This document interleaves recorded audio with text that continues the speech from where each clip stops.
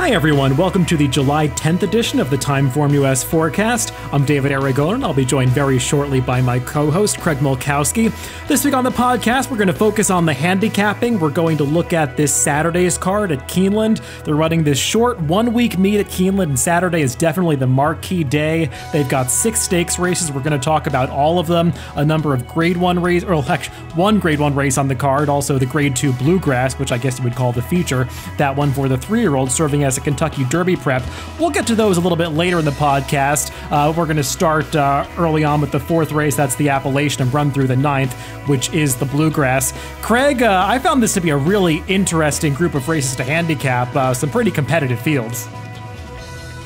Yeah, there are. I actually think this is a card that's pretty reasonable for horizontal players. I think there are some races you can probably stay a little short and some others where you got a spread. So I do think it's a good betting card. I actually prefer these kind of little more than some we've been seeing with a lot of tracks closed where every race just seems like 6 or 7 horses could win. So looking forward to handicapping this one, and we'll definitely be betting it on Saturday. And let's begin with that 4th race. That is the Appalachian, Grade 2 for the 3-year-old Phillies, going 1 mile on the turf. This is one of the shorter fields that we're going to talk about. You've got what I would assume would be a heavy favorite in the number 4 horse, Alms. She's 6-5 on the morning line. I know there's another horse that's also listed as a short price. I would imagine Alms is going to be odds on in this race because she just has a significant speed figure edge over this field. And I know she's coming off a disappointing effort last time in the Tepin at Churchill Downs, but if she gets back on track, they're going to have a tough time beating this one. Yeah, I think she is the horse to beat, but as a vertical player, I'm probably going to take a shot against her, to be honest. My one big concern with her is, other than that win at the fairgrounds where she won easily with a big number, I don't see a huge edge in her figures. I wasn't very impressed with her return.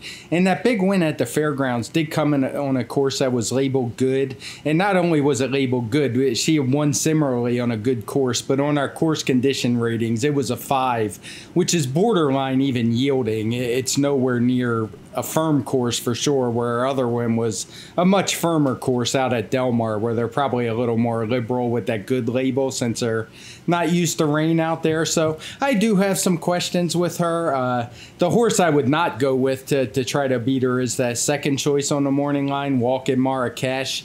She's a horse who just doesn't seem like she's developed at all as a 3-year-old. She's basically running the same figures every time out, and I don't really think they're good enough to win. So I'm going to focus on a couple horses on the inside. I'm going to start with Maria Foot, who's a French shipper coming over from the first time. She is getting first-time Lasix. I don't have any real insights on her, but I expect her last race she won in a minor stakes race over synthetic with an 83 time form rating. But for those lower classes, I don't put a whole lot of stock in the time form ratings when they move over here. And I'm going to give her a shot if she's anywhere near that 8-1 morning line. And the other horse I kind of like is Enola Gay. She's a horse who won her first time out for Shug McGahee, going 6.5 at Kentucky Downs. She disappointed in her second start at Aqueduct, going at 6 furlongs, but I know I've mentioned it before on these podcasts. I kind of forgive horses that don't run particularly well at Aqueduct. It just seems like a unique turf course, and I think that 99 figure she earned back in September as a 2-year-old could translate nicely if she's improved at all. Now, Shug, he's not a big first off the layoff guy, so maybe she'll need one, but if she's any kind of price, I will take that shot. So I'm going to focus on those 2 inside horses. Yeah, I'll say that I'm not against Alms. I think she's probably going to win this race, and she deserves to be a short-priced favorite. I know that Walk-In Marrakesh has that trouble line last time out in the Tepin where she was blocked in the stretch. It's one of those situations where, yeah, she had some trouble. I thought she got a pretty good trip up to that point, and I'm not really sure how much run she actually had. So I wouldn't make the leap to suggest she was going to be in the money in that race or beat Alms or anything like that. So I wasn't putting too much stock in that. I thought Alms was just way the horse to beat. And the one horse that I would try to perhaps use to upset her is that number 2, Enola Gay, that you mentioned. To me, she just seems like a horse that showed a lot of promise in her debut. Shug turned her back to go the 6 furlong second time out at Aqueduct. I don't think that's really because Shug thinks that she's meant to be a turf sprinter. If I remember correctly, she was actually entered to go a mile second time out in another stakes race that I want to say was rained off the turf and rescheduled or something like that, and she didn't show back up in that race. So Shug had intentions to stretch her out last year. I think that 6 furlong stakes was just the one that came up. So this is probably what she's meant to do all along. We'll see if she's ready off the layoff. I don't know if we're going to get that 6-1 morning line, but she'd be the one that I would use as an alternative to Alms. I think that covers the Appalachian, so let's move on to the next race on this card. It is one of those Grade 1 events, the Madison, going 7 furlongs for the Phillies and Mares on the dirt, and this one's going to feature a pretty heavy favorite in the number 5, Guarana. I know you and I are both fans of this horse. She posted some big speed figures as a 3-year-old filly last year in races like the Acorn and the Cotillion. She came back in an optional claiming race at Churchill last time, did what she had to do to beat that field, earned another respectable speed figure. If she takes any kind of step forward, she's just going to be tough for this field to handle. Yeah, she's even money on the morning line, and deservedly so. There are some pretty accomplished horses in here, but if I'm playing verticals, I haven't looked. I think the pick 5 actually starts in this race. She's a horse I'm going to lean heavily on. She would definitely be my A in here. She's a horse who ran some big figures last year on TimeformUS numbers, probably a little bigger than final time numbers only. But she had some races where there was just really a hot pace in them, including the Acorn and that Cotillion, and I thought she ran really well. And they may even be distances that aren't her best. I mean, obviously you're going to try to take a filly like her and win the most prestigious races, but I wouldn't be surprised if she's best at a mile, and even this 7 furlongs, she shouldn't be any problem for her. A couple others in here. Obviously, you have Amy's Challenge as a threat. She looks like she's going to be the early leader, but I'm not a fan of her at 7 furlongs. She narrowly missed in this same race last year, but that was not the deep group that this is with Guarana. Also, we have Mia Mischief in here, who's just she's been a thorn in my side at the betting windows, to be honest, but I'm not going to use her in here. I think she's in a tough spot. She's going to have to chase Amy's Challenge, just like she did break even in the last time, and I'm just not sure it's going to be a good trip for her. And even so, I just don't think she's as good as Guarana. The other horse I would consider as maybe a B or C is Bell's the One. I know she got a great setup last time, but I really wasn't expecting her to run that well off the layoff at only 6 furlongs, and I really think this is a perfect distance for her. Our pace projector shows this as a race that should favor horses on her near the early lead. This is one I'm not so sure about that. I think the pace will be solid. I don't think it's going to be anything crazy fast, but I do think she is a 4-year-old filly who's got plenty of talent, and I think she's actually the main danger. Yeah, we have the same take on Guarana. I mean, I don't love picking short prices, but if you're looking at this race from a multi-race perspective, if you're going to play a bet like the pick 5, I think she's one that I'd want to lean heavily on, because there are some races later where I would want to spread a lot more than I do in this Madison. And what you said is totally true about her races last year. You've got to upgrade some of those performances due to the fast paces that she contested. And in this race, I think we do have to talk about the pace a little bit, because it's one of those situations where the TimeformUS pace projector is favoring horses on or near the lead.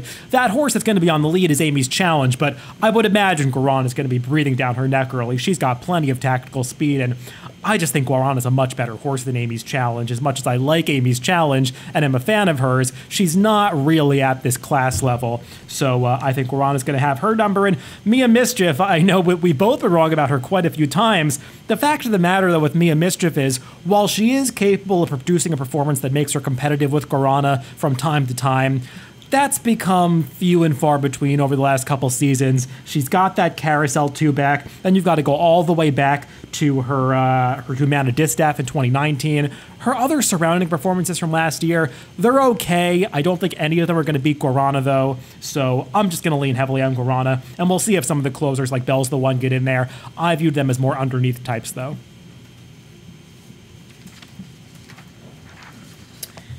And with that, let's move on to the 6th race on this card at Keeneland. And this is one that I think we're going to agree upon a little bit. Might be a spread race. This Shakertown Grade 2 going 5.5 furlongs on the turf. We've got a full field of 14 with actually one stuck on the also eligible list. And this is a highly competitive race. The two co-favorites on the morning line are the two Wild Man Jack and the number 8 Bound for Nowhere. They both look solid, but I don't think that they've got any kind of huge edge over this field. No, this is a race I will definitely be spreading. It's funny you mentioned the two co-morning line favorites, which I hate, and I think you do as well. But, make a stand here. But in this case, both of them are coming out of 5.5 furlong races at Santa Anita, and I've had to go back and kind of revise their speed figures. Wild Man Jack's already done in our past performances. Those races just aren't being timed accurately. So I've taken to going back and timing them from video. I don't want to spend the whole podcast talking about that, but it's just a bad situation, but I'm trying to make the best I can out of it by going back and fixing bad figures. And Wild Man Jack's a horse who it costs 5 figures, and that's because of the piece part that we add into it. On final time, he was a 121 figure, 120, something like that. Bound for Nowhere, I went back and timed his today. His is also going to drop, but not nearly as much. I think it's only a point.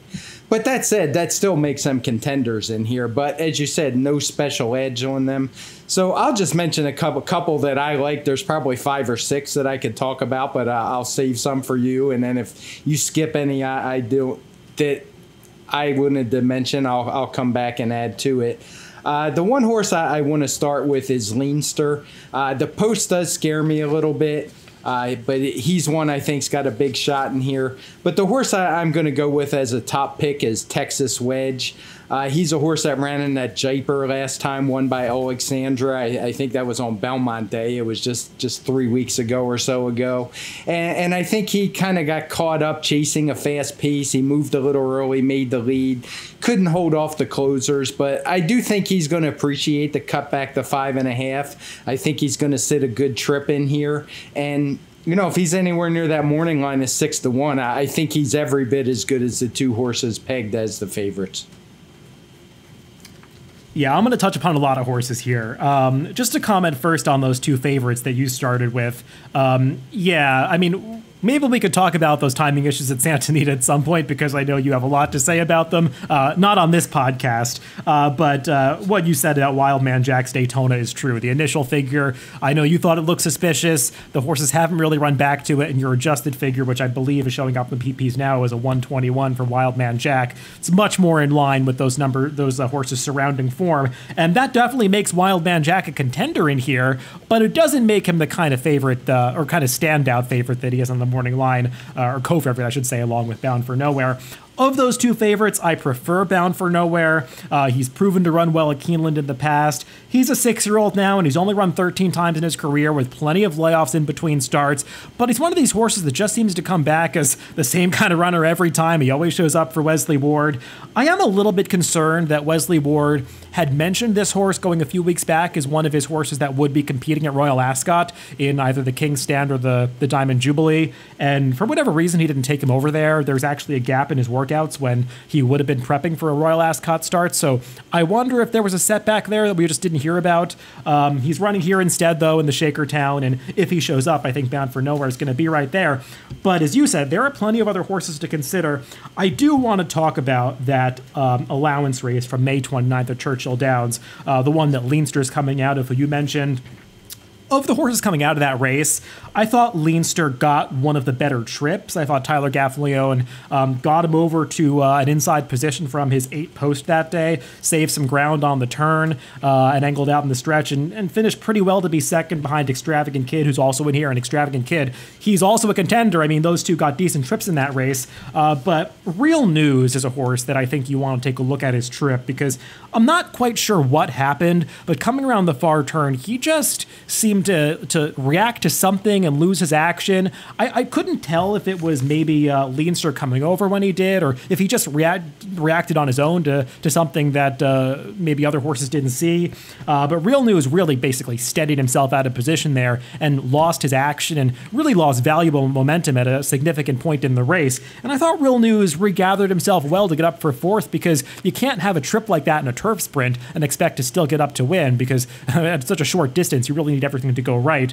So if Real News is anything close to that 15-1 morning line, I think he's one you want to consider, because he's not one of these deep closers that has to come from so far out of it. He's got some tactical speed where he can be in somewhere in mid-pack, and I think the 5.5 furlongs is definitely better for him than the 5 furlongs. I should also mention that Totally Boss was affected by that trouble as well. He actually reacted to what happened to Real News and was studied behind that horse. Totally Boss didn't do as much running thereafter, but he certainly has the form from last year to suggest he can get back to a better performance. So he's one that I could also see using. Some other horses that I think we should touch upon include the number 7 Fast Boat. And Fast Boat's one that I do want to get your take on, Craig, because his last race was just insane. I mean, he didn't break that well. He was shuffled back out of the start, made a middle move down the backstretch to get into a stalking position, and at the quarter pole, he just exploded away from that field with earning a big 122 TimeformUS speed figure. I just don't know where that effort came from. Yeah, I'm with you. I don't know where it came from either, but I'm not going to totally dismiss it, because there wasn't a whole lot of pace. Bulletin was alone on the lead, if memory serves. He had a little trouble at the start, and he just absolutely exploded home. He's a 5-year-old who had only run a couple times this year before that. And if he's anywhere near that 8-1 morning line, I'm certainly going to give him a shot to win this race. He's one of the ones that I wanted to talk about. The figure, hadn't been a whole lot of horses run back out of it, but it seems legit. Just Mike came back out of that race, ran well with a little bit better trip. He's also in this field, by the way. And believe it or not, he's a horse I would actually have on my horizontal tickets. I don't believe for a second he's going to be the 50-1 that the morning line shows, as an lately raced 4-year-old who's running better and better off the layoff, has had a little bit of trips last time where he likes to be up front. I'm not even going to totally dismiss him. I did want to talk a little about your Real News. I have no problem with him whatsoever. The difference I see between him and Totally Boss is that Real News is a 4-year-old. So while he was running 117s last year, as late last year and early this year, I could see him running in the 120s pretty easily with a clean trip. Where Totally Boss is an older horse. He's a 5-year-old gelding. He's kind of been that 115, 116 kind of horse, which this isn't going to get it done here. So bad trip or not, I would much prefer Real News to him, despite being nearly double the price on the morning line. Yeah, it's funny that you bring up Just Might, because that directs this conversation to a place that I want to touch upon, which is the pace. And Just Might could be close to the front along with a horse like Bound for Nowhere. For a 5.5 furlong turf sprint with a 14-horse field, it's not like this race is loaded with early speed types, and I think we should at least mention that, because Just Mike could get a pretty good trip. Like you, I don't know if he deserves to be 50-1. He's not a horse that I would really highlight as one of my top picks in this race, but he does have that effort 3 back at the fairgrounds where he beat Fast Boat, so I don't think he's totally impossible. And you've got the speed of the number 11 Tiger Blood on the outside. Tiger Blood does have some races that put him in the mix here, mostly against weaker company. The thing about Tiger Blood that I don't really trust, though, is Mike Maker. For as well as he does overall with his claims on the turf, I looked up his stats in DRF Formulator first off the claim, specifically in turf sprints between 5 and 5.5 furlongs, so like those true turf sprints. He's 2 for 33 with a 6% win rate, ROI of 56 cents. He just doesn't win off the claim in turf sprints like this, so that bothers me a bit with Tiger Blood. Yeah, and he just doesn't have the speed figures to win. You would have to expect quite a jump up. Like you said, there isn't a lot of speed in here. It's a lot of these 5.5 furlong turf sprints will have the red flag saying the pace is going to be fast, but we don't have that for this one, which is a little surprising. And again, just to kind of wrap it up, there's so many directions you could go. I wouldn't want to key on anybody in here. I'm going to spread pretty darn deep and hope to get through the other legs short and hopefully catch a price in here. Well, we mentioned a lot of horses in the Shaker Town, so hopefully we can narrow things down a little bit more in the next race, the Ashland, Grade 1 for the 3-year-old fillies going a mile on the 16th as a prep for the Kentucky Oaks. And we should be able to do that because it's just a 6-horse field. The favorite's going to be the number 2, Venetian Harbor, and she's one that we've talked about quite a bit before on this podcast. I'm not quite convinced that she's a true Kentucky Oaks kind of filly, one that really is going to relish the 1.125 distance. They're only going a mile on the 16th this day, and you got that short stretch situation at Keeneland. I know she earned a top speed figure last time going this distance in the fantasy. She set a fast pace that day and got beaten by Swiss Skydiver, who we'll get to a little bit in the Bluegrass. I just remain a little bit concerned about Venetian Harbor as they continue to focus on these true dirt routes. I'm not sure it's what she really wants to do. Yeah, it's hard to have a lot of faith in her, and I'll be the first. She's the most likely winner, if you ask me. She's 6-5 on the morning line for a reason. If this was a 1.125 like the Oaks, I would probably completely discount her. The thing with her is she doesn't really rate in these route races. She just goes as fast as she can and sees if they can catch her. And earlier in her career, the fillies couldn't catch her. But, you know, as horses mature and they learn to run a little more efficiently, they tend to reel horses like this one in. And that's what happened with Swiss Skydiver. So I don't love Venetian Harbor. If I'm playing the pick 5, I'll definitely use her on my tickets. But there's a couple others I would look to as well. Speech would be the obvious next one to talk about, but she's only 2-1 on the morning line. She had that narrow loss to Gamine. We all know what she did next time in the Acorn a few weeks back, where she just ran off the screen, destroyed the competition. So that kind of made Speech look good. She ran second to Swiss Skydiver, who we'll talk about a little later, who's running in the Bluegrass trying the Colts. She ran a good second. She was beaten 4 lengths. So, you know, I don't want to completely dismiss her. She could win here, but though I think she may be in the chasing spot, which isn't always a great thing. So the horse I'm going to kind of look to and maybe lean a little more heavily on the nose to is Bonnie South for Brad Cox. She's a filly who's improved her TimeformUS speed figure every time out. She looks a little light. Her last one was a 107 when she won that Fairgrounds Oaks at I think she was about 5 or 6-1 that day. Kind of a surprise. There were some others that were more favored in there, but she also hasn't run since March, and we're coming up on 4 months now, so she could easily be running a 115 speed figure in here, which would make her dangerous, and she's certainly going to offer more value than the other 2 I've mentioned. Yeah, we're on the same page about Bonnie South. We'll talk about her in a little bit. I do want to touch upon Tonalist Shape and Speech a little bit because they're the horses that could potentially press Venetian Harbor on the front end. Speech, she does have that race against Gamine that would make her a real rival for Venetian Harbor. I'm a little concerned that the Mike McCarthy barn has cooled off quite a bit in the past couple months. He was winning at over 30% early in the year and just seemed like all of his horses were showing up. And the past couple of months, it's just been tough for him to win races. I looked up his stats in Formulator over the past 90 days, and that's even being generous because he was winning races going back 3 months ago. But over the past 90 days, he's 4 for 45, 9% with an 83-cent ROI with all horses. So Mike McCarthy's barn just needs to turn things around, and maybe Speech can do that. She wasn't for me in this race. Tonalist Shape I want to talk about just in relation to the pace, because while she's not really projected to be up close to Venetian Harbor on the pace projector, they're putting blinkers on her, and I watched her workout on June 28th on XBTV, which was her only workout that I saw where she was wearing the blinkers, and she just was on go from as soon as they let her off. I mean, she was with a workmate. She refused to settle off that workmate, ran off ahead of her, just was way more aggressive than I've ever seen her be before. So she does have natural speed. So I wonder if Tonalist Shape is going to be way more aggressive than we're used to seeing her in this race. And that could maybe hurt Venetian Harbor a little bit. And for all of those reasons, I landed on Bonnie South as well. I don't have a whole lot to add to what you said. She just is one of these horses that she needs some pace to close into, but I like the way she was progressing early in the year. She's got to get a little bit faster, but it seems like they really plan to take this time off with her and point towards the Kentucky Oaks. They didn't work her at all right after that Fairgrounds Oaks. They took her a while to get her back to the work tab, but now Brad Cox has gotten to work in her just about every 6 days, or 7 days, I should say, going back to early May, and her workout times definitely look improved from early in the year. So I feel like Bonnie South is sitting on an improved effort, and we'll just see if she gets the pace that she needs to.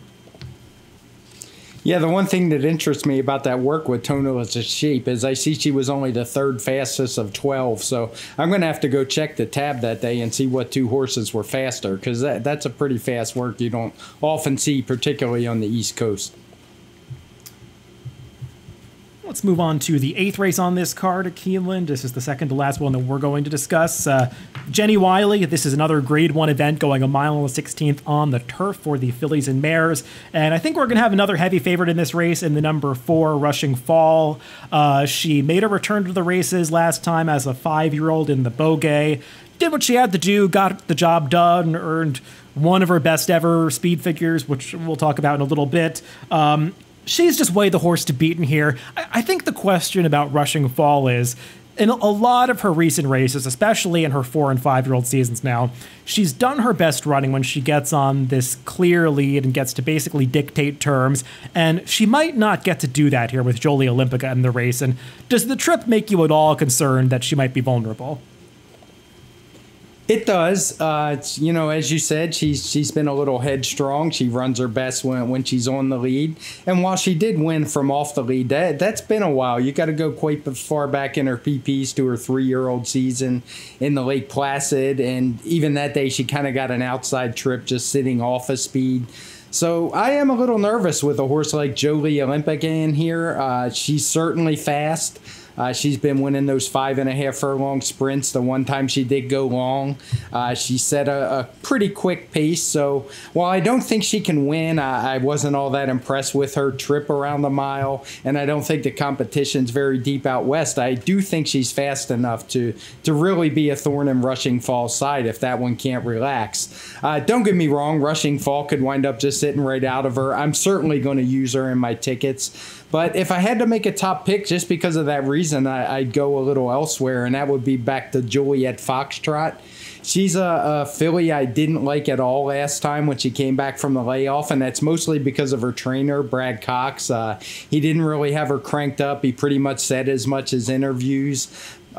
And she was probably a little short that day, but I think she ran okay. You know, it wasn't a great performance, but she made the lead at the top of the stretch before getting tired in a really weird race where the pace figures aren't crazy fast. None of them are in red. But the whole field just seemed to stop, and the closers kind of inhaled everybody late. So I'm going to give her another shot. I'm not sure if we're really going to get that 8-1 morning line. I'd be surprised if she's not. At worst, I would think she's going to be third choice, maybe even like a co-second choice or something like that, just based on her performances last year. But I think she's going to set a good trip from that inside post, and we'll just see how the pace develops. The only other horse I would really that I gave a look to, but ultimately decided against, was Toinette. She's kind of been beaten up on West Coast competition. I know she beat Rushing Fall back as I think it was in their 3-year-old season. And she has been a win machine. She's won 8-12 career. But when I look at those races at Santa Anita and Del Mar, she does win a lot. But the 2 times she didn't win were when she faced the best competition by far against Got Stormy. She ran 4th that day, and another time against Vasilika, where she was 3rd back and even behind Juliet Foxtrot that day. So while she might be tempting, I just think this is a little bit too big of a step up in class, and I'm going to keep my horizontal plays to Juliet Foxtrot and Rushing Fall. Yeah, I mean, just to kind of finish up my thoughts on Rushing Fall, I know this is sort of an unpopular opinion. I didn't love her bouquet, and I know it got a huge figure from us. That's not a figure I'm really putting a whole lot of stock in. That it just looks way too high to me. Call Me Love was a first-time import for Christophe Clement in there. She got a kind of figure that suggests that she's a Grade 1 horse, and she's just not. She came back in the New York and was terrible. And Got Stormy also got a speed figure that was almost as good as her Kilroe, and she disappointed next time out in the poker. Passing Out, who was 3rd in there, she got a kind of speed figure that suggests she's a graded stakes horse. I don't think she is. I just think that race is maybe 5 to 10 points too high on the speed figure scale. And I just, Rushing Fall got a really soft trip that day, and I know Got Stormy gave her some token pressure, and I just didn't love the way she put away that field. I know she won easily. Maybe I'm being hard on her, but she's going to be a really short price in here. And to me, Rushing Fall is a horse that's built a reputation on taking advantage of a lot of favorable circumstances. And maybe she gets another one here, but with Jolie Olympica in the race, I just think there's going to be enough adversity for her to overcome that I don't want to take her at a short price. As for Jolie Olympica, I just don't get this horse. I mean, she's 5-2 on the morning line. I mean, to me, that's just makes this a race that I want to bet because I don't see her as a contender in this race. I mean, if you just look at her 1-2 turn race in this country in the Buena Vista, I mean, based on that performance, she's like 10-1 in this field. I mean, how does she win based on that effort? And I guess we're basing her reputation on her 2 5.5 furlong races, and you can comment on how accurate those times are for those races, but I don't know. I don't know why I'm putting stock in 5.5 furlong turf sprints in this 1.16 Jenny Wiley for a horse that's going to be a short price. So she's just not for me. I know she's coming out with reputation. I just don't get it. We both landed on Juliet Foxtrot. I don't think she's going to be 8-1. I would take probably almost half that price, though. To me, 9-2 is a fair price on Juliet Foxtrot in this race. That Mint Julep, I know that was one we talked about beforehand, how there was no pace on paper. They actually ended up going a fair pace in there, and it was a race that was just totally dominated by closers. I think sometimes in these turf races, you have to pay attention to race flow just as much as you do the actual fractions of the race. And Juliet Foxtrot just got involved in a bit of a tussle on the backstretch with Mitchell Road, and they both faded at the end as closers passed them. Juliet Foxtrot, she had a right to need that race off the layoff, and she ran plenty of races last year that make her every bit as good as the favorites. I mean, including that First Lady where she actually finished ahead of Rushing Fall and unquestionably ran a better race than Rushing Fall. So I just think Juliet Foxtrot, if she can get back in form here, is very logical. Like you, I also took a long look at Toinette, and I completely echo your sentiments. When I really picked her form apart, she's won a lot of races, but she's beaten a lot of fields that aren't this good, and when she was really tested for class in the Matriarch last year, she just wasn't as good as Juliet Foxtrot. Yeah, I do want to talk about a couple of the figures you mentioned. Rushing Fall, I don't mind figures being questioned at all. And this was one I probably should have put an O on because it was the only route run that day on the inner turf. There was a sprint, but they don't always play the same, even though the turns are the same at Belmont. It's kind of a weird track. So that's certainly one I'll revisit here pretty soon as more horses run back. As for Jolie Olympica, with our figures, I went back and I have timed her races from video. You'll notice that the pace figures from Santa Anita at that distance, I'm slowly but surely removing all of the pace fractions because the problem with timing those races is at the start. However it works with Trackus, they're either starting way too late or way too early. Supposedly these races have no run up at all, and yet we'll see fractions, sub 21 fractions. So really it's kind of a joke and a disservice to horse players what they're doing with those races. But at least with our product, and I know the buyer guys are timing the races as well because they're obviously sharp guys. They know what's going on and that these times we're being given are just totally bogus. So we're timing them from video, doing the best we can, but as far as pace figures go, it's just way too much work to try to do for something where at 5.5 furlongs the horses are mostly going as fast as they can for the most part in the beginning anyway. So it's just kind of a time value thing. It's not there. So the final time ratings and our product, and I would assume buyers, are good, but I wouldn't pay any attention to the fractions or final times because they're going to lead you down a bad path. Let's wrap things up with the Grade 2 Bluegrass, this one being a Derby prep, going 1 1/8. And this came up as a pretty competitive race, made all the more interesting by the late addition of the number 7 Swiss Skydiver, who is the favorite on the morning line. She's a 3-year-old filly who's been very impressive, and she's going to face males here. I mean, based on the speed figures, she's actually kind of the horse to beat. I mean, she's run faster than most of the males in this race. We'll see if she's really a 1 1/8 kind of horse. I kind of doubted that early in her career, but I kind of have had to revise my opinion about her because she's just finishing off her races a lot more strongly than she had early on. She's a contender in this race. My take on her, though, is that I feel like a lot of horses can win this Bluegrass, and I just didn't really want to settle for a short price. Yeah, I can understand that. It's a little confusing to me, them putting her in here. I mean, you would have to think the thought is the Derby. And the only reason I could see they're doing that is they're afraid of Gamine, which is somewhat understandable given what we saw in the Acorn. Maybe they just don't want any parts of facing that horse, and she, in a race at 1 1/8 like the Oaks. And as you said, with speed figures, she certainly fits. That said, I think she'll run well, but I'm not going to pick her. I'm not even sure I'm going to use her on my tickets. I'm not sure she's going to be able to beat colts at this time of year, who are obviously getting better, just as she is. But, it's just one of those, as a morning line favorite, I don't want too much. I don't want to lean on her at all. The horse I really do like, and sadly, I think this one's probably going to be almost as short as Art Collector.